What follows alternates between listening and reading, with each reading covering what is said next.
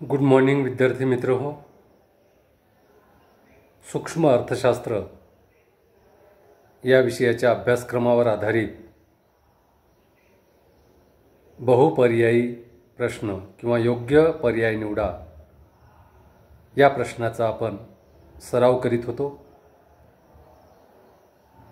आज पुन्हा आपण सूक्ष्म अर्थशास्त्र या विषयाच्या अभ्यासक्रमावर आधारित आणखी काही महत्त्वाच्या बहुपर्यायी प्रश्नांचा सराव करणार आहोत, अभ्यास करणार आहोत. तर आजचा प्रश्न घेऊया. पिगू यांनी लिहिलेले कल्याणाचे अर्थशास्त्र हा ग्रंथ कोणत्या वर्षी प्रसिद्ध झाला? हा प्रश्न अगदी सरळ विचारलेला आहे. प्राध्यापक पिगू यांनी लिहिलेले कल्याणाचे अर्थशास्त्र हा ग्रंथ कोणत्या वर्षी प्रसिद्ध झाला? पिगू यांनी कल्याणाचे अर्थशास्त्र हा ग्रंथ लिहिला आहे, परंतु तो कोणत्या वर्षी प्रसिद्ध झाला हा तुम्हाला प्रश्न विचारलेला आहे. तर पर्याय दिलेले आहेत. पर्याय अ आहे 1900,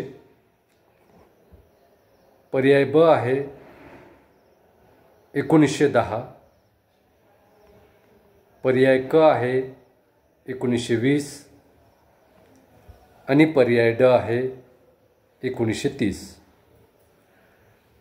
प्राध्यापक पिगू यांनी लिहिलेले कल्याणाचे अर्थशास्त्र हा ग्रंथ कोणत्या वर्षी प्रसिद्ध झाला, ते कोणत्या वर्षी प्रसिद्ध झाला तो योग्य पर्याय म्हणून आपल्याला त्या ठिकाणी निवडायचा आहे.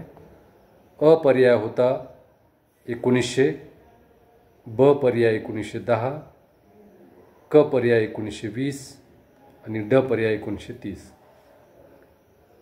तर प्राध्यापक पिगू यांनी कल्याणाचे अर्थशास्त्र हा प्रसिद्ध ग्रंथ कोणत्या वर्षी प्रसिद्ध केला? तर त्याचं योग्य उत्तर आहे, योग्य पर्याय आहे 1920. कारण प्राध्यापक पिगू यांनी त्यांचे कल्याणाचे अर्थशास्त्र हा प्रसिद्ध ग्रंथ 1920 मध्ये प्रसिद्ध केलेला आहे, प्रकाशित केलेला आहे. त्यामुळे अ पर्याय 1900, ब पर्याय 1910 आणि ड पर्याय 1930 हे तीनही पर्याय अयोग्य आहेत. योग्य पर्याय आहे क 1920. पुढचा प्रश्न घेऊया. किंमत आणि मागणी यांच्यामध्ये कशा प्रकारचा संबंध असतो? पहा, पुन्हा एकदा अतिशय सरळ प्रश्न विचारलेला आहे. किंमत आणि मागणी यांच्यामध्ये कशा प्रकारचा संबंध असतो? आता कशा प्रकारचा संबंध असतो हे पर्यायामध्ये दिलेले आहे. पर्याय अ आहे समसंबंध, पर्याय ब आहे व्यस्त संबंध आणि पर्याय क आहे अ व ब दोन्ही बरोबर. याचा अर्थ किंमत आणि मागणी यांच्यामध्ये समसंबंधही असतो आणि व्यस्त संबंधही असतो, असा क पर्याय आहे. आणि ड पर्याय आहे अ व ब दोन्ही चूक. याचा अर्थ चौथ्या पर्यायाचा ड पर्यायाचा अर्थ आहे किंमत आणि मागणी यांच्यामध्ये समसंबंधही नसतो आणि व्यस्त संबंधही नसतो. तर किंमत आणि मागणी यांच्यामध्ये कशा प्रकारचा संबंध असतो? हा प्रश्न किंमत आणि मागणी यांचा संबंध आपल्याला मागणीच्या सिद्धांतामध्ये दिसून येतो. मागणीच्या सिद्धांतामध्ये किंमत आणि मागणी यामध्ये परस्पर कशा प्रकारचा संबंध असतो त्यांच्या संबंधावर आधारित मागणीचा सिद्धांत मांडलेला आहे. सिद्धांत काय आहे? इतर परिस्थिती कायम असताना वस्तूच्या किमतीत घट झाली असता वस्तूची मागणी वाढते आणि या उलट वस्तूच्या किमतीत वाढ झाली असता वस्तूची मागणी कमी होते. म्हणजेच किंमत आणि मागणी यांचा संबंध कशा प्रकारचा असतो हे मागणीच्या सिद्धांतामध्ये स्पष्ट केलेलं आहे. या ठिकाणी किंमत आणि मागणी यांच्यामध्ये कशा प्रकारचा संबंध असतो तर अ लिहिलेला आहे समसंबंध, ब आहे व्यस्त संबंध. तर किंमत आणि पुरवठा यामध्ये समसंबंध असतो. पुरवठ्याच्या सिद्धांतानुसार इतर परिस्थिती कायम असताना किंमत वाढ झाली असल्यास पुरवठ्यात वाढ होते आणि किमतीत घट झाली असता पुरवठ्यात घट होते. म्हणजेच किंमत आणि पुरवठा यांचा समसंबंध असतो. तर या उलट मागणीच्या सिद्धांताप्रमाणे किंमत आणि मागणी यांच्यामध्ये व्यस्त संबंध असतो. कारण किंमत वाढते तेव्हा मागणीत घट होते आणि जेव्हा किंमत घटते तेव्हा मागणीत वाढ होते. त्यामुळे किंमत आणि मागणी यांच्यामध्ये व्यस्त संबंध असतो. म्हणून पर्याय ब हा योग्य पर्याय आहे. कारण किंमत आणि मागणी यांच्यामध्ये व्यस्त स्वरूपाचा संबंध असतो. त्यामुळे पर्याय अ समसंबंध अयोग्य पर्याय आहे. पर्याय क अ व ब दोन्ही बरोबर हा चुकीचा पर्याय आहे आणि पर्याय ड अ व ब दोन्ही चूक हा सुद्धा चुकीचा पर्याय आहे. योग्य पर्याय फक्त एक आहे, तो म्हणजे ब व्यस्त संबंध. अशा रीतीने आपण आणखी एक पुढचा महत्त्वाचा प्रश्न समजून घेऊया. कल्याणाची सामाजिक युक्ततम संकल्पना कोणी मांडली? पहा, प्रश्न पुन्हा एकदा सरळ सरळ विचारलेला आहे. कल्याणाची सामाजिक युक्ततम ही संकल्पना कोणी मांडली? आपण सूक्ष्म अर्थशास्त्रामध्ये कल्याणाचे अर्थशास्त्र अभ्यासत असताना कल्याणाच्या सामाजिक युक्ततमाची संकल्पना अभ्यासली. तर ही कल्याणाची सामाजिक युक्ततम ही संकल्पना कोणी मांडली? खालील 4 पर्यायापैकी योग्य पर्याय आपल्याला निवडायचा आहे. अ पर्याय आहे ॲडम स्मिथ. अर्थशास्त्राचा जनक ॲडम स्मिथ यांनी कल्याणाची सामाजिक युक्ततम ही संकल्पना मांडली का? तर नाही. म्हणून अ पर्याय हा अयोग्य पर्याय आहे. ब पर्याय आहे प्राध्यापक पिगू. प्राध्यापक पिगू यांनी कल्याणाची सामाजिक युक्ततम ही संकल्पना मांडली का? तर प्राध्यापक पिगू यांनी सुद्धा मांडली नाही. कारण प्राध्यापक पिगू यांनी कल्याणाचे अर्थशास्त्र हा ग्रंथ लिहिला, परंतु त्यांनी कल्याणाच्या बाबतीत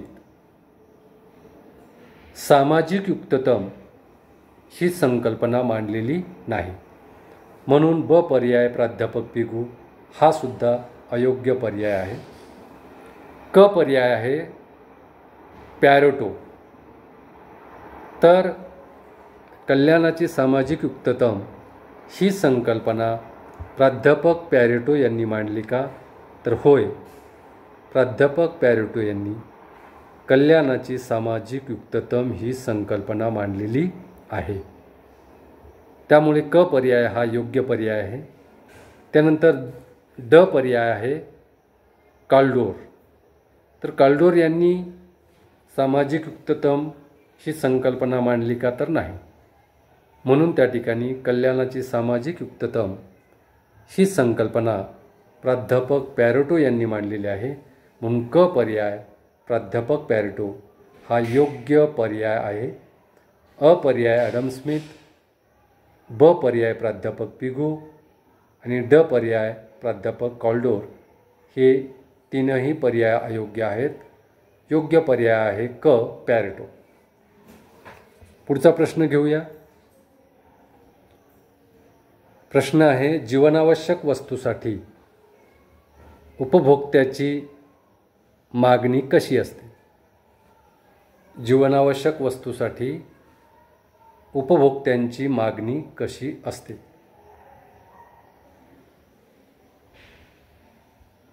आपण उपभोक्त्याच्या मागणीनुसार वस्तूंचं वर्गीकरण करतो आणि त्यानुसार जीवनावश्यक वस्तू, चैनीच्या वस्तू अशा प्रकारे वस्तूंचं विभाजन करतो. तर जीवनावश्यक वस्तू म्हणजे काय? तर जीवनावश्यक वस्तू ज्या वस्तू व्यक्तीला जीवन जगण्यासाठी अत्यंत आवश्यक असतात त्या वस्तूंचा आपण जीवनावश्यक वस्तूमध्ये समावेश करतो. पूर्वी जीवनावश्यक वस्तूमध्ये अन्न, वस्त्र, निवारा या 3 प्रकारच्या वस्तू जीवनावश्यक वस्तू समजल्या जायच्या. आता जीवनावश्यक वस्तूमध्ये आपण अन्न, वस्त्र, निवारा सोबतच शिक्षण आणि आरोग्य ह्या 2 वस्तूसुद्धा जीवनावश्यक वस्तूमध्ये समाविष्ट करतो. तर जीवनावश्यक वस्तूसाठी उपभोक्त्याची मागणी कशी असते हा प्रश्न आहे. पर्याय दिलेले आहेत.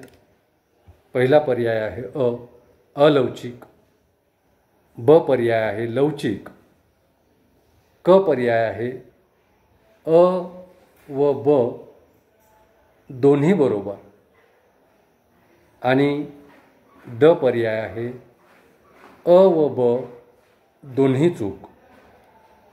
तर जीवनावश्यक वस्तूसाठी उपभोक्त्याची मागणी कशी असते त्यामध्ये पहिला पर्याय अ आहे, अलवचिक असते. तर अ पर्याय हा योग्य पर्याय आहे. कारण जीवनावश्यक वस्तूसाठी उपभोक्त्याची मागणी ही अलवचिक असते. कारण ह्या वस्तू जीवनावश्यक असतात. जीवन जगण्यासाठी त्या वस्तू अत्यंत आवश्यक असल्यामुळे अशा जीवनावश्यक वस्तूंच्या किमती वाढल्या तरी उपभोक्त्यांना त्या वस्तू विकत घ्याव्याच लागतात. त्यामुळे जीवनावश्यक वस्तूची किंमत वाढली म्हणून जीवनावश्यक वस्तूची मागणी कमी करता येत नाही किंवा कमी होत नाही. आणि या उलट जीवनावश्यक वस्तू आपण जेवढ्या आवश्यक आहेत तेवढ्याच वापरतो. त्यामुळं वस्तू स्वस्त झाल्या, जीवनावश्यक वस्तू स्वस्त झाल्या म्हणजे आपण त्याचा अधिक वापरसुद्धा करू शकत नाही. आपण याबाबत वेगवेगळे उदाहरणंसुद्धा पाहिलेली आहेत की उदाहरणार्थ मीठ ही जीवनावश्यक वस्तू आहे. मीठ स्वस्त झालं म्हणून आपण 1 चमच्याच्या ऐवजी 2 चमचे 3 चमचे खाऊ शकत नाही. किंवा मीठ महाग झालं म्हणून मीठ खाणे बंद करू शकत नाही किंवा त्याचा वापर त्या ठिकाणी आवश्यकतेपेक्षा कमी करू शकत नाही. म्हणून अशा जीवनावश्यक वस्तूची मागणी जी असते ती मागणी अलवचिक असते. म्हणून अपर्याय अलवचिक मागणी हा योग्य पर्याय आहे. कारण जीवनावश्यक वस्तूसाठी उपभोक्त्याची मागणी ही अलवचिक असते. म्हणून अपर्याय हा योग्य पर्याय आहे. ब पर्याय, क पर्याय आणि ड पर्याय हे अयोग्य पर्याय आहे. या ठिकाणी आणखी एक प्रश्न घेऊया. कल्याणाचे अर्थशास्त्र हा ग्रंथ कोणी लिहिला? कल्याणाचे अर्थशास्त्र हा ग्रंथ कोणी लिहिला? प्रश्न सरळ सोपा आहे. पर्याय अ आहे कॉल्डोर, ब आहे पॅरेटो, क आहे प्राध्यापक पिगू आणि ड आहे ॲडम स्मिथ. तर कल्याणाचे अर्थशास्त्र हा ग्रंथ कोणी लिहिला? आत्ताच आपण पाहिलं की कल्याणाचे अर्थशास्त्र हा ग्रंथ प्राध्यापक पिगू यांनी 1920मध्ये लिहिलेला आहे, प्रकाशित केलेला आहे. त्यामुळे क पर्याय प्राध्यापक पिगू हा योग्य पर्याय आहे. बाकी अ पर्याय काल्डोर, ब पर्याय पॅरेटो आणि ड पर्याय ॲडम स्मिथ हे अयोग्य पर्याय आहेत. कल्याणाचे अर्थशास्त्र हा ग्रंथ कोणी लिहिला, तर कल्याणाचे अर्थशास्त्र हा ग्रंथ प्राध्यापक पिगू यांनी लिहिलेला आहे. म्हणून क पर्याय हा योग्य पर्याय आहे. धन्यवाद. या ठिकाणी आपण थांबूया.